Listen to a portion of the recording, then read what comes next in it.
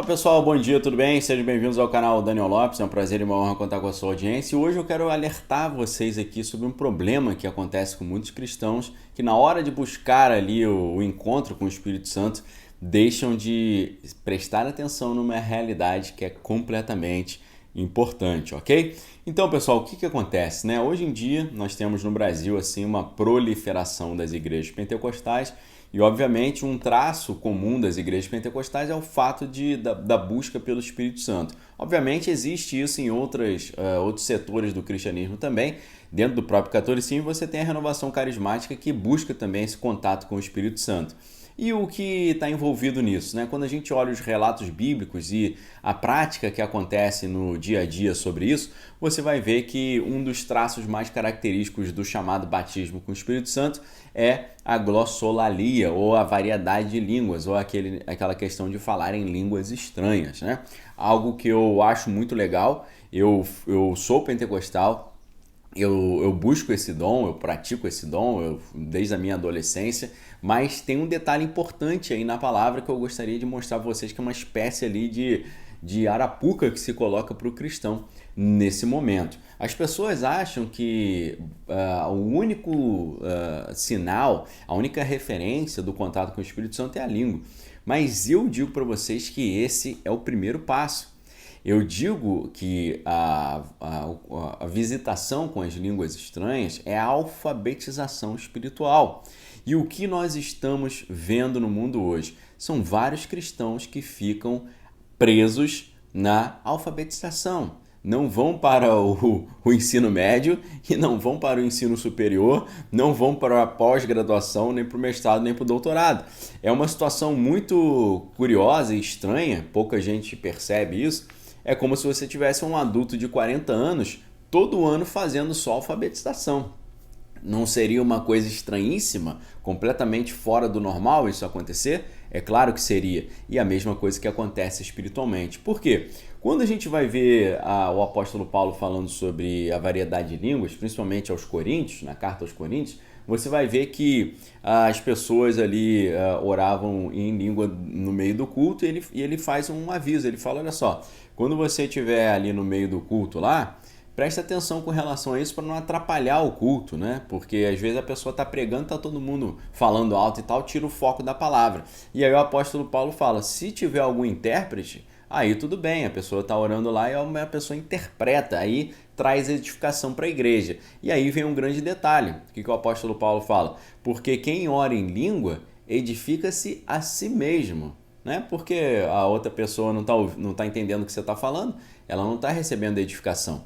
Então o que acontece? A Bíblia diz que o Espírito de Deus confirma com o nosso espírito que nós somos filhos de Deus. Ou seja, há uma comunicação que é para além da comunicação verbal, uma comunicação espiritual que acontece entre o Espírito de Deus e o nosso espírito humano. É como se o Espírito de Deus começasse a falar com o nosso espírito e isso transbordasse através do dom da variedade de línguas. Nesse momento, é uma conversa do Espírito Santo de Deus com o nosso espírito humano, edificando o nosso espírito, colocando o que precisa ser colocado no lugar, restaurando a nossa vida, falando conosco, é quando o nosso espírito conversa com o Espírito de Deus e assim recebe edificação.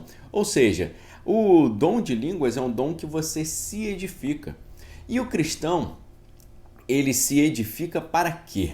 Essa que é a pergunta. O cristão se edifica para quê? Para ele ficar bem? Ou o pensamento do cristão é sempre para o próximo? Para o ajuda ao próximo, amai ao próximo, pregai o evangelho, né? Chorai com os que choram, alegrai-vos com os que se alegram. Então, a grande questão da vida com Deus é você ser discipulado para você discipular, é você ser abençoado para você abençoar, né? Você ser treinado para você treinar. A própria palavra igreja, né, tem essa dupla acepção, porque a palavra igreja vem do grego eklesia, né? E eklesia no grego é a união de duas palavras, a preposição ek e o verbo kaleo, que é chamar. Ek é para fora, é a mesma palavra, é a mesma preposição que dá origem a êxodo. O que é êxodo? É ek, que é para fora, rodós, que é caminho. Êxodo é o caminho para fora. Então, ek é para fora e kaleo é chamar. Eclesia é igreja.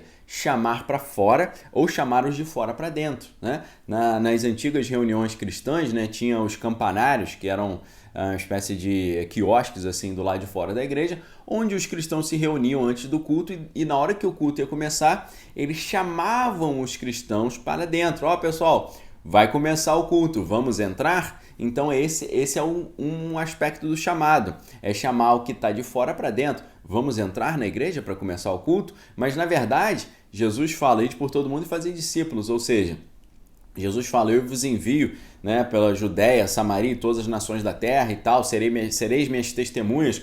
Ou seja, o movimento do cristianismo é trazer o de fora para dentro, treinar esse que veio de fora ali para que ele seja enviado para trazer mais pessoas de fora para dentro. Então é você trazer o de fora para dentro e pegar o de dentro e mandar para fora, né? Nesse movimento constante. Você tira pessoas do mundo, liberta essas pessoas, edifica essas pessoas, faz essas pessoas buscar os dons e treina essas pessoas para serem aquilo que Jesus falou, pescadores de homens e de mulheres. Então, o dom de variedade de línguas é um dom de que você edifica a si mesmo, não é um dom para abençoar o próximo. Qual é o dom para abençoar o próximo? São vários, palavra de sabedoria, palavra de conhecimento, operação de maravilhas, a própria interpretação de línguas. Então, o que acontece? Esse cristão hoje em dia, infelizmente, ele é estimulado a buscar o dom de língua, ele edifica a si mesmo, mas ele não busca os demais dons. Ele não tem incentivo, muitas das vezes, para buscar esses demais dons, que são importantíssimos, porque são dons que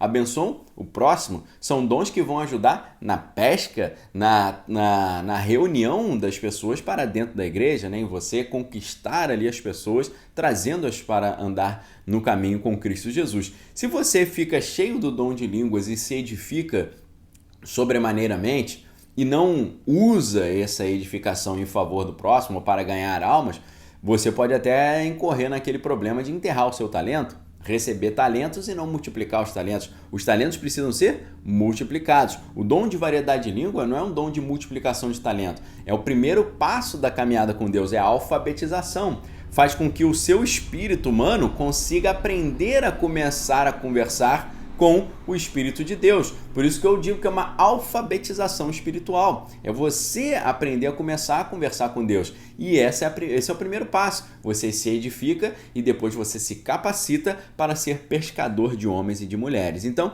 esse que é o problema. Às vezes as pessoas ficam estagnadas nessa fase da variedade de línguas e não buscam os outros dons, que são dons que não são para edificar a si mesmo, são para edificar o próximo. E é claro, você não pode edificar o próximo antes de colocar a sua casa em ordem. Você não pode ajudar o outro enquanto você está precisando de ajuda. Então o dom de línguas ele vem primeiro, como essa primeira manifestação do contato com o Espírito Santo, porque ele coloca a sua vida em ordem, a vida espiritual, né, em todos os sentidos, corpo, alma e espírito, coloca a sua vida em ordem, te torna preparado para ajudar os outros. Então, você para no primeiro movimento se você apenas fica no dom de línguas e você não percebe que esse é o primeiro passo para a construção do verdadeiro cristão ali como um emissário da palavra, né? A Bíblia chega a falar que os cristãos são cartas vivas, né? Os cristãos são como se fossem bíblias ambulantes que saem pelo mundo anunciando a glória de Deus. Jesus fala, eu vos envio como ovelhas em meio a lobos, ide por todo mundo pregar o evangelho a toda criatura.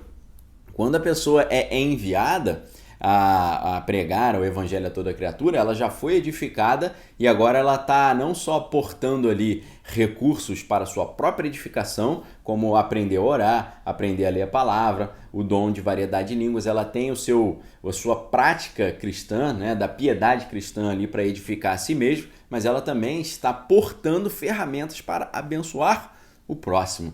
É esse detalhe que a gente precisa prestar atenção, tá certo? O dom de variedade de línguas é o primeiro passo. Não pare por aí. Continue. Siga em frente. Não fique feliz porque o Espírito Santo está edificando a sua alma e o seu espírito. Mas aproveite essa abertura espiritual desse contato com o Espírito para você receber também poder para ser testemunhas. Não foi isso que Jesus falou? E recebereis poder e serão minhas testemunhas na Judéia, Samaria e em todos os confins da terra. Vejam a conexão entre poder e ser uma testemunha.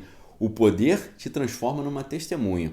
O dom de variedade de línguas, ele te dá poder para você se comunicar com Deus, mas não é um dom que abençoa o próximo, só quando há um intérprete. Agora, os outros dons são dons para abençoar o próximo e para você ser testemunha, ok, querido? Não enterre seu talento, não pare no dom de línguas, continue essa edificação fazendo o que Paulo nos ensinou. Desenvolvei a vossa salvação, receba o poder e seja testemunha. Não receba o poder e enterre os talentos, que isso é muito complicado. Multiplique esses talentos, porque é isso que Jesus deseja para todos nós, que nós possamos anunciar o Evangelho, ok? Um abraço para vocês, fique com Deus, examine suas coisas, retenha o que é bom.